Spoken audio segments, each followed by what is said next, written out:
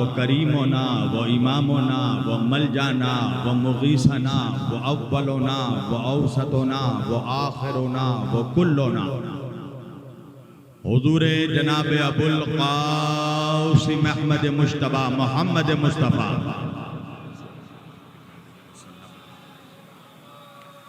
وأهل بيته الطيبين الطاهرين المعصومين المظلومين المنتخبين المنتجبين الغر الميامين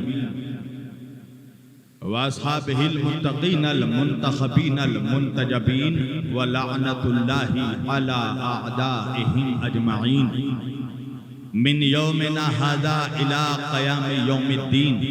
أما بعد فقد قال الله تعالى في الفرقان الحميد والمحكم كتابه المجيد وقوله الحق بسم الله الرحمن الرحيم قد جاءكم من الله نور وكتاب مبين. صدق الله المولانا العلي العظيم وبلغنا رسوله النبي الأمين الكريم ونحن على ذلك لمن الشاهدين والشاكرين والحمد للہ رب العالمین. ایک بار دیگر درود پڑھے سب مل کر محمد و آل محمد پر.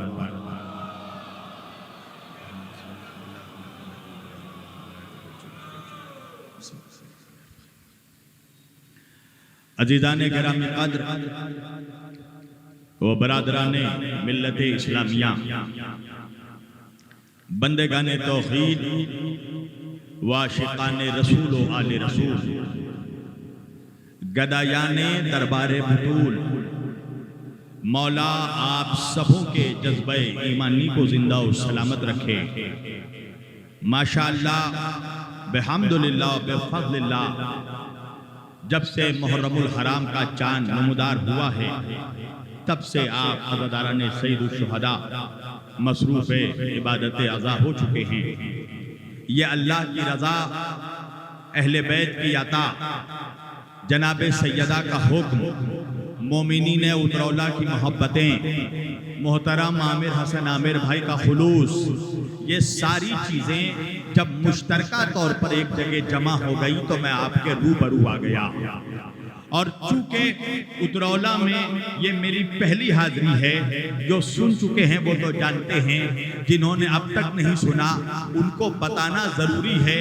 اترولہ والوں، میرا بھی بچپن سے ایک مزاج رہا ہے، میں قبرستان میں پڑھنے کا عادی ہی نہیں ہوں، اس لیے کہ میدان کا آدمی ہوں، میدان میں بولتا ہوں. وجہ ہے نا، ہم نے اپنے رہبروں کو قبرستان سے نہیں پایا، ہم نے جسے بھی پایا اسے میدان سے پایا ہے. ہم نے نبی کو پایا تو بدر کے میدان سے، علی کو پایا تو غدیر کے میدان سے، فاطمہ کو پایا تو مباہلے کے میدان سے، حسن کو پایا تو صفین کے میدان سے، حسین کو پایا تو کربلا کے میدان سے.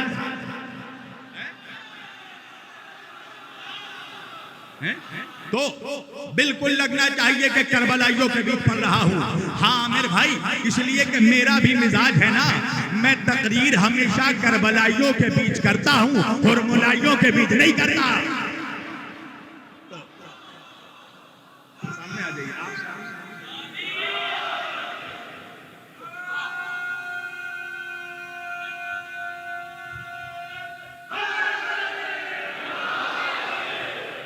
تو بالکل ایسا لگنا چاہیے کہ کربلائی مجمع میرے سامنے بیٹھا ہے. میں نے آج کے اس مقدس اور معزز اجتماع کے لیے قرآن مجید کی جس آیت وافی ہدایہ کی تلاوت کا شرف حاصل کیا اور سرنامہ سخن میں جسے موضوع کلام قرار دیا، پروردگار عالم اپنی مقدس کتاب قرآن مجید فرقان حمید میں ارشاد فرما رہا ہے، بسم اللہ الرحمن الرحیم قد جاءکم من اللہ نور و کتاب مبین. اللہ اس آیت میں اپنے بندوں سے مخاطب ہے. اللہ ہم سے اور آپ سے گفتگو کر رہا ہے، اللہ اپنے بندوں سے باتیں کر رہا ہے. اور چونکہ یہ مجمع مسلمانوں کا مجمع ہے اور میری تقریر ہمیشہ بلا تفریق مذہبوں، مللوں، ملتوں، اقواموں، ادیانوں، تحریکات ہوتی ہے. سارے عالم اسلام سے میرا خطاب ہے. بھئی آپ جانتے ہیں نا مسلمانوں، ہمارے ملت میں، ہماری امت میں مسلمانوں کے درمیان دو کیٹیگری کے مولوی ہیں. کچھ ملا ہیں، کچھ کٹ ملا ہیں. توجہ کیجئے گا. بھئی ملا تو اس قوم کا شریف آدمی ہے نا، میں خود مولوی ہوں، مگر کچھ ایسے متشدد ذہنیت و عقائد کے ملا ہیں جو اہل بیت سے کٹ کر کٹ ملا بن جاتے ہیں. تو جب میں کٹ ملا کہوں تو سمجھ جانا اشارہ کس طرف جا رہا ہے. اب کٹ ملا کہنے لگا کہ اللہ سوائے نبیوں کے کسی سے گفتگو نہیں کرتا، اللہ غیر انبیاء سے بات نہیں کرتا، اللہ نبیوں کے علاوہ عام بندوں سے مخاطب نہیں ہوتا. حالانکہ علامہ ڈاکٹر سر محمد اقبال، شاعر مشرق، حکیم امت، وہ علامہ اقبال جس کا شعر پڑھنے کے بعد مولوی علامہ بن جاتا ہے. علامہ اقبال کہنے لگے خودی کو کر بلند اتنا کہ ہر تقدیر سے پہلے خدا بندے سے خود پوچھے بتا تیری رضا کیا ہے. اللہ جانے اترولا والے کہاں بیٹھے ہیں. علامہ اقبال نے ایک حکیمانہ کلیہ دیا ہے امت کو کہ دیکھو انسان جب ابدیت میں اوج کمال حاصل کر لیتا ہے، بندہ جب بندگی میں عروج پر پہنچ جاتا ہے تو اللہ بندے سے پوچھتا ہے بتا تیری رضا کیا ہے. خدا بندے سے پوچھتا ہے بتا تیری رضا کیا ہے. نہیں پہنچے ادرولا والوں، خدا بندے سے پوچھتا ہے بتا تیری رضا کیا ہے. کربلا میں حسین اکیلا بندہ تھا جو اللہ سے پوچھ رہا تھا بتا تیری رضا.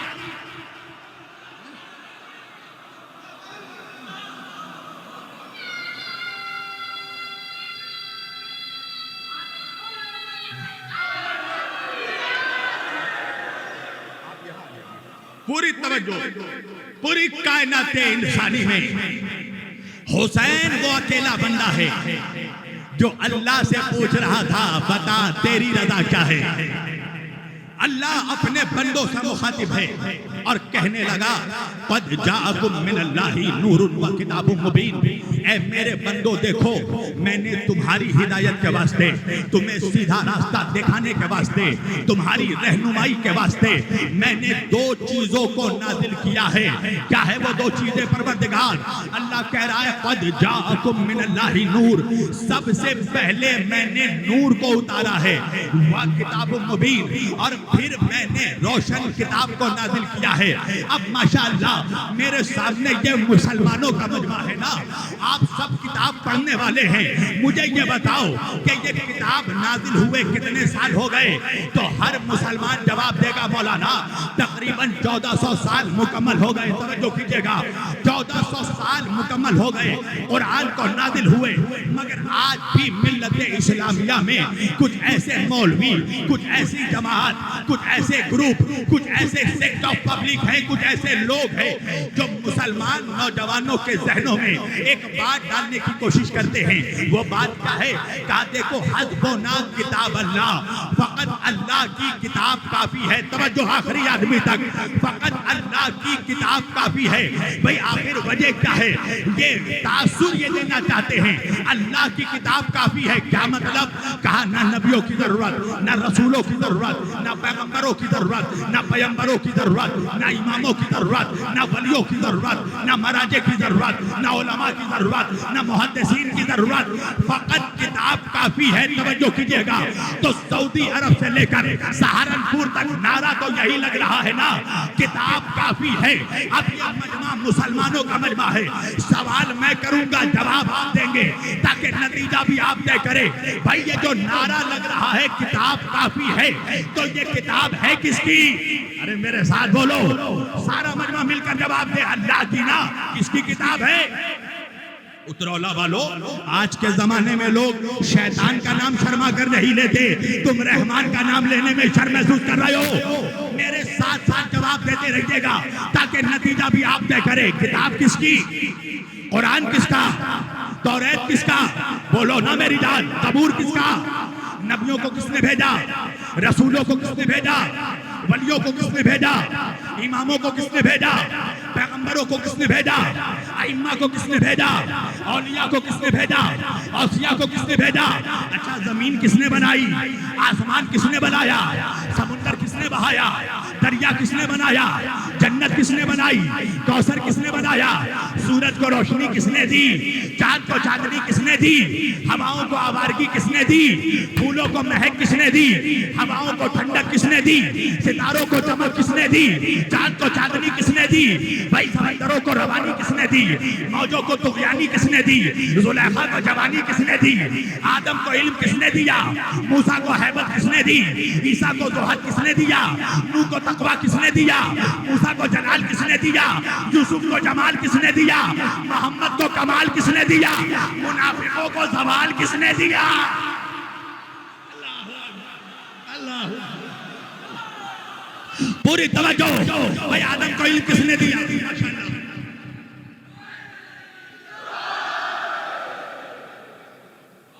आदम को इल्म किसने दिया, मूसा को हैबत किसने दी, यूसुफ को जमाल किसने दिया, मोहम्मद को कमाल किसने दिया। तो तवज्जो कीजिएगा, भाई नमाज किसके लिए पढ़ते हो, रोजा किसके लिए रखते हो, हज में किसके लिए जाते हो, ज़कात किसकी राह में देते हो, सजदा किसके सामने करते हो, क़याम किसके लिए है, इस्लाम किसकी शरीयत है, काबा किसका घर है, दीन किसका है। तवज्जो कीजिएगा। तो दुनिया का 1 अरब 80 करोड़ मुसलमान मुझे मिलकर जवाब देगा, मौलाना जमीन अल्लाह ने बनाई, आसमान अल्लाह ने बनाया, चांद अल्लाह ने बनाया, सितारे अल्लाह ने बनाए, जन्नत अल्लाह ने बनाई, कौसर अल्लाह ने बनाया, समंदर अल्लाह ने बनाया, नमाज अल्लाह के लिए, रोजा अल्लाह के लिए, सजदा अल्लाह के लिए, हज अल्लाह के लिए, ज़कात अल्लाह के लिए।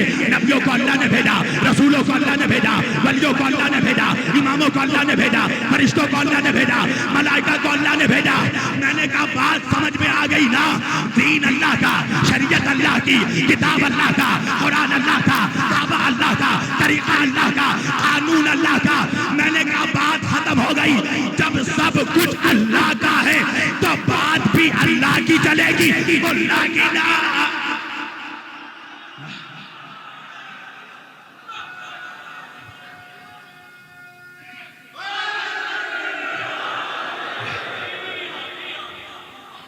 सब कुछ अल्लाह का,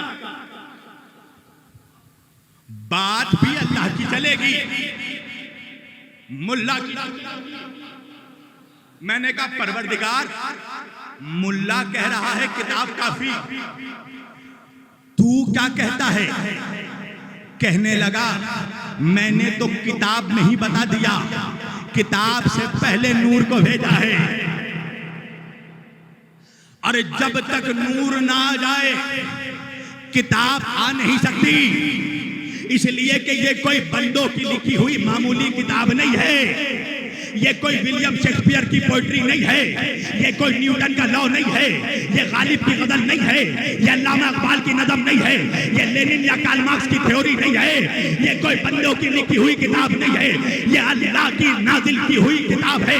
तो परवरदिगार तू ही बता देना इस किताब की अजमत क्या है, इस किताब का मकाम क्या है, इस किताब का रुतबा क्या है, इस किताब का जाहो जलाल क्या है, इस किताब की बुलंदी क्या है, इस किताब का मकाम क्या है, ताकि जब किताब का मकाम समझ में आ जाए तो हम ये भी समझ ले कि जब किताब इतनी बुलंद है, अल्लाह जाने साहिब किताब कितना बुलंद होगा। तवज्जो तवज्जो तवज्जो, साहिब किताब कितना बुलंद होगा। तो अल्लाह कुरान में ही कहने लगा कि देखो अगर हम इस कुरान को पहाड़ पर उतार देते तो पहाड़ के सीने में इतनी ताकत नहीं थी कि कुरान का वजन उठा पाता। क्या होता मालिक का खशियत इलाही किताब ना लाकर पहाड़ रेजा रेजा हो जाता, पहाड़ टुकड़े टुकड़े हो जाता, पहाड़ का सीना फट जाता। तो पता चला कि कुरान इतनी वजनी किताब है कि अगर पहाड़ पर उतर जाता तो पहाड़ का सीना फाड़ डालता। मुसलमानों जरा अपने नबी की अज़मत पर जान कुर्बान कर देना। अरे जो कुरान पहाड़ का सीना फाड़ डालता, अल्लाह ने उस कुरान को मोहम्मद के सीने में उतारा। नहीं नहीं नहीं नहीं नहीं नहीं, आज की मजलिस का तारीखी जुमला, जिस कुरान का वजन पहाड़ ना उठा सका, अल्लाह जाने ज़ाते मोहम्मदी का वजन क्या होगा। जिसने अपने सीने में कुरान को उठाया तो अल्लाह जाने उस आगोशे अबू तालिब का वजन क्या होगा, जिसने मोहम्मद को उठा।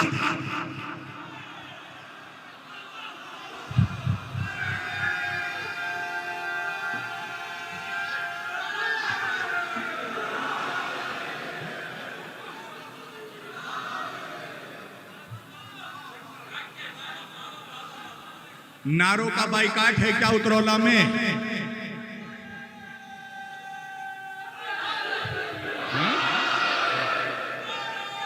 ماشاءاللہ.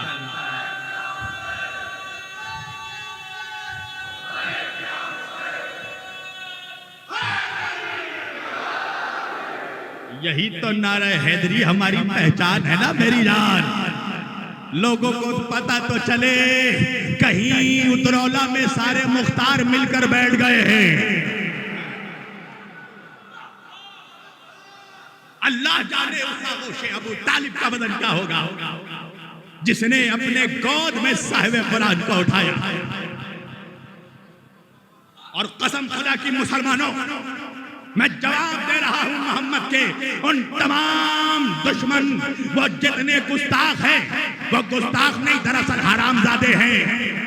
توجہ، جب میرے نبی کے شان میں بھونک رہے ہیں، بغیر محمد کے قرآن کی معرفت نہیں ہو سکتی. قرآن تو قرآن، بغیر محمد کے تم توحید کو نہیں پہچان سکتے. اور یہ میرا جملہ نہیں ہے، یہ خود توحید کہہ رہا ہے، توحید کہہ رہی ہے. اللہ خود فرماتا ہے حدیث قدسی میں، کنتو کنزا مخفیا. اللہ کہہ رہا ہے میں ایک چھپا ہوا خزانہ تھا. حالانکہ اگر میں اپنے مولویت کی بقرادی پہ آ جاؤں نا تو ترجمہ چھپا ہوا نہیں ہوگا، لفظ ہے مخفیاً، چھپایا ہوا خزانہ تھا. اللہ اکبر، اللہ اکبر. مگر بہرحال میں اسی ترجمے سے اتحاد کرتا ہوں جو عالم اسلام کے تمام مولوی پیش کرتے ہیں. اللہ کہنے لگا کنتو کنزا مخفیا، میں ایک چھپا ہوا خزانہ تھا. فَحَبَبْتُ، میں نے چاہا، ان اعرفو، اپنے آپ کو پہچنواؤں. اللہ کہہ رہا ہے میں نے چاہا اپنی معرفت کرواؤں، اپنے آپ کو پہچنواؤں. تو کیا کیا میں نے؟ اللہ کہہ رہا ہے وَخَلَقْتُ الْخَلْقَ، میں نے ایک خلق کو خلق کیا.